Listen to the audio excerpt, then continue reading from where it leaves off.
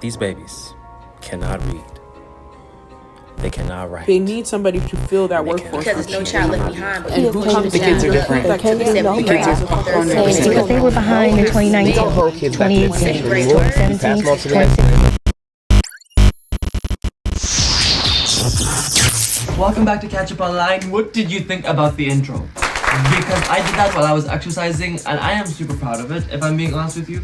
Also the setup is it not giving me Halloween vibes? One of my friends got me this sunset lamp over here. I don't know, is it in the video? And it's just giving me that Halloween spooky season vibe. But if you have been scrolling on TikTok and you have not come across teachers complaining about students and how behind they are on everything, I do not know where you've been, because that's all I've been seeing. And when I dug a tiny bit deeper into this whole situation with the teachers and the students, you will never believe the amount of crazy stuff that I found. A lot of it is on you, okay? And some of it, there's conspiracy theories about why your children are behind. But let me not expose too much of the information that I'm gonna give to you. Let's start off with the American education stuff that I found. As I was Googling, I discovered that America actually sits in the middle out of 17 countries in their education system, which doesn't sound too bad. They're not at the bottom, they're not at the top, they're just in the middle. But if you do a tiny bit more research, America's status of 8th place drops to 16th place out of 17 next to last when you include the amount of money that America spends on their education system. America spends the most out of all the 17 countries on their educational system and produces the worst educated citizens out there. Stephen P. Haneyman, that published the stats, called this document the bad and the not so bad news, because there is no good news when you come to the American education system. It is on a roll downwards. 2 decades ago, the US spent more money on their education and performed the worst out of their 8th grade maths tests. The bad news is that America is spending too much money on their education system and not producing enough educated people. The not so bad news? Well, they scored 6th in civil education. The paper says this could be rather important. One reason why the US economy continues to perform in spite of their low science and mathematical skills may be associated with a rather good job of the American schools in influencing citizenship. Which sounds like a bunch of baloney if you ask me. But I might be wrong. Let's hear what's happening with the American education system from an actual teacher. No, y'all, can we talk about it? Can we please talk about it? Let's take a moment to discuss. Let's take a moment to debrief. Let's take a moment to unpack. So I'm not really understanding why they're not telling y'all. Like, we all know that the world is behind, like, globally, like, because of the pandemic and stuff. But I don't understand why they're not stressing to y'all how bad it is. Like, I'm not even trying to be funny, but these kids are... I'ma just say this. I teach 7th grade, they are still performing on the 4th grade level. I don't care how you flip it, turn it, swing it, swindle it. They still performing on the 4th grade level. Ain't nobody talking about how they just keep moving, passing them on. They just keep passing them on, passing them on, passing them on, passing them on, passing them on, passing them on. I can put as many zeros in this grade book as I want to. They're gonna move that child to the 8th grade next year. But ain't nobody talking about that. Why they not talking about that? Why they not telling y'all that y'all... And why don't y'all know that y'all kids not performing on their grade level? Why y'all don't know this? Why y'all don't know? Talk about it. Let's unpack. Because y'all be quick to talk about, oh, the teacher this, the teacher this, it's your job, baby. I just got here 30 days ago. She was performing on the 4th grade level since 4th grade. Why? Why is the kid being passed along if they can't perform? How are they passing all these tests? That was my question. I didn't understand, how is this kid getting into 4th, 5th grade, 6th grade, 7th grade if they're performing on a 4th grade level. So I went into the comment section to see what's going on, what other people were thinking. Tell me why my sophomores are spelling rough and chaotic as chaotic. Oh my god. That cannot be happening. Someone said no child left behind, which I'm here in Europe, so I do not really know what the hell that means. So I was like, what do you mean no child left behind? Someone else said it's no child left behind all again. And the second time I saw that, I was like, wait a minute, this is not some kind of phrase that they're saying, oh, let's not leave the children behind, let's keep pushing them to go into the next grade even though they're not performing well. This is something that is seriously happening. No child left behind. It's also schools are passing them for funding. And I was like, what the hell does that mean? What do you mean the schools are passing the kids on for funding? So the first thing I did was Google No Child Left Behind America. It is an act that was established in 2002 to 2015, so it no longer is in existence, like it doesn't work anymore. What came in replace of that was ESSA, Every Student Succeeds Act, but everyone is talking about this No Child Left Behind Act. So I was like, let me see the goals of this act and what's the reason that everyone is mentioning it in this comment section. So the goal of the No Child Left Behind Act is to improve education for students in poverty, students of color, students who receive special education services, and students who are not really that good at speaking English. Which sounds pretty amazing on paper or online. Like, it sounds like it's gonna give lots of students lots of opportunity. We all know what is being said doesn't account for what is being done. So what is actually being done? I went into Reddit because Reddit is a coal mine of information of people's true experiences. The No Child Left Behind Act pretty much tied money to performance, which made schools have to perform on a better level for them to receive funding from the government.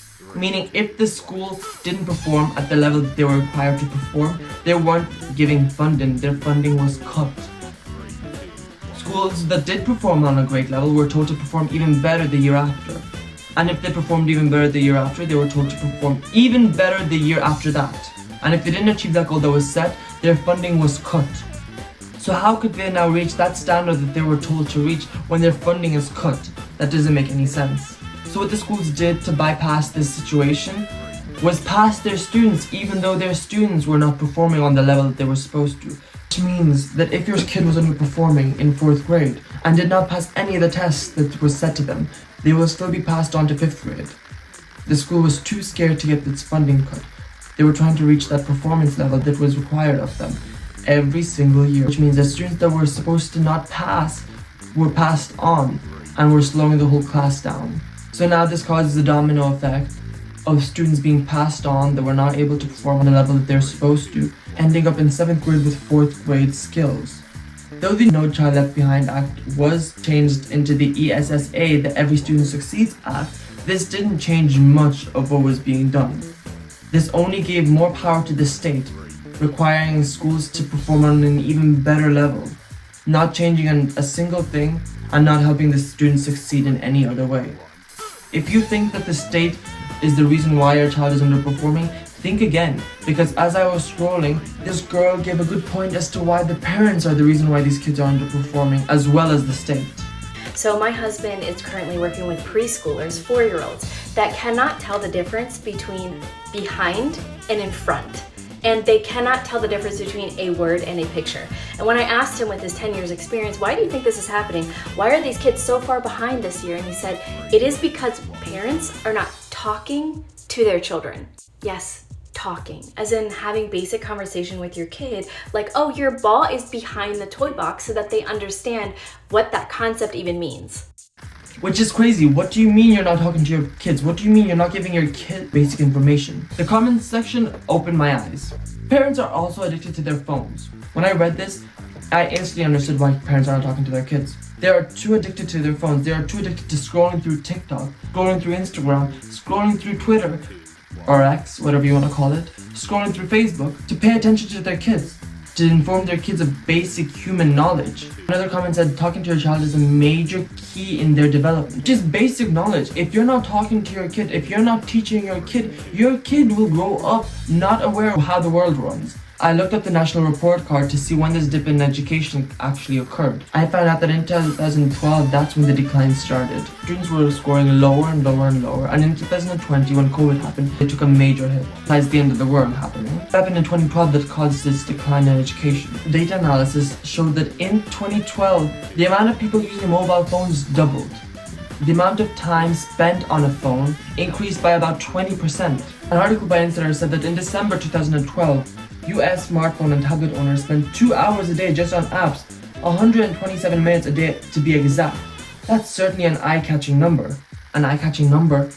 Wait till you hear how many hours an average American spends on their phone today. In the US, adults spend more than 6 hours daily on digital media apps and websites assessed through mobile phones, tablets, computers, and other connected devices such as game consoles. 6 hours compared to 2012, where it was about 2 hours. That's a 300% increase. Mail Online published an article saying that children spend twice as long on their smartphones than they do talking to their parents. A survey revealed that kids spend up to 23 hours a week glued to their devices. This was published in 2019.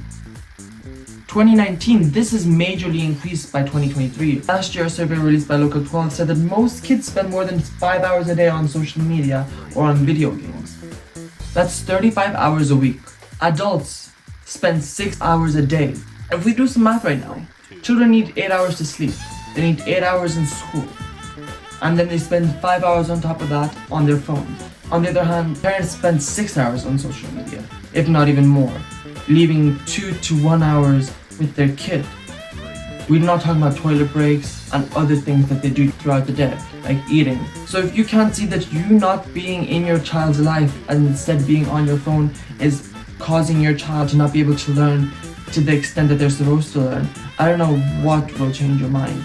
It's obvious that parents in the state are not helping the kids perform on the level that they're supposed to be performing. But in my opinion, what else is causing the kids to perform on such a bad level is sugar.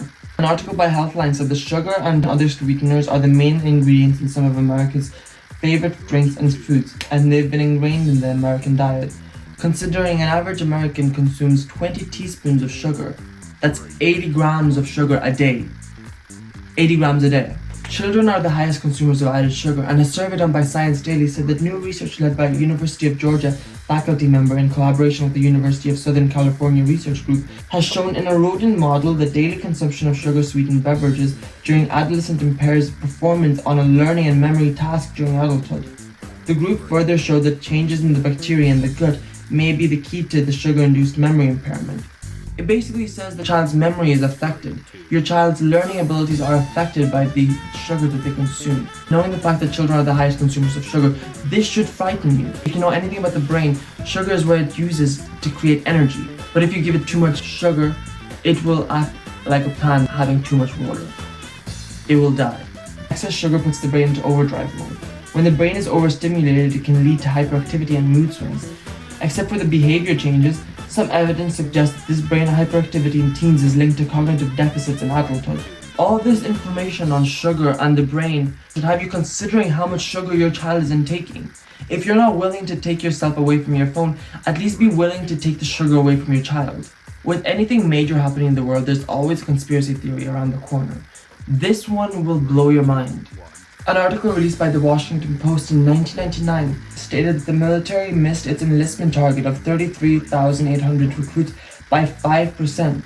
The main reason for this was said that the education system was meant to be so good back then that students were able to graduate and get into colleges with scholarships. They didn't need the military's money to get into colleges or to live a better life, so the military grew deeply concerned. 2 years later, No Child Left Behind Act was released, and you might be thinking there is no connection to this. But in 2009, there was a provision made to the No Child Left Behind Act. It required schools to provide information to students about military recruitment, and if they didn't, their funding would be cut. And as we found out from earlier before, schools did everything in their power to not have their funding cut. So if you started made a connection, the amount of people recruiting for the military was going down. We were having less and less soldiers each year. And how can we fight a war with lawyers and doctors? We can't. And if you're asking yourself, why would they make the students dumber? Wouldn't we want smart people in our military? Well, dumb people don't fight back the boss. Dumb people are easier to control. If you don't think this is affecting your child, it is. If you don't want your child to be one of the dumb people, do everything in your power to help them out with school.